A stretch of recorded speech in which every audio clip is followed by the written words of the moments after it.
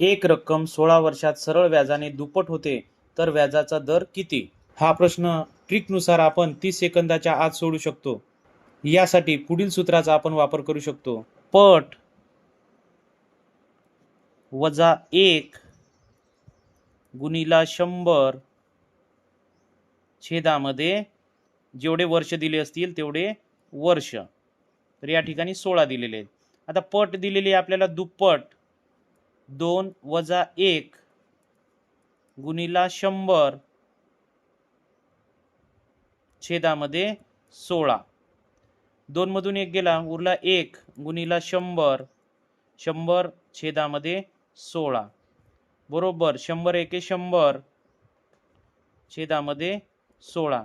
आता दोन्ही समसंख्या आहे म्हणून 2 ने भाग जाणार. 2 ने भाग दिल्यानंतर बे पंच 10, त्यानंतर बे 0 0 आणि बे आठी 16. परत आपण याला दोन्ही समसंख्या आहे म्हणून 2 ने भाग देऊ शकतो. म्हणून बे दुनी 4 उरला 1, हा 0 ठेवूया, बे पंच 10 आणि बे चूक 8.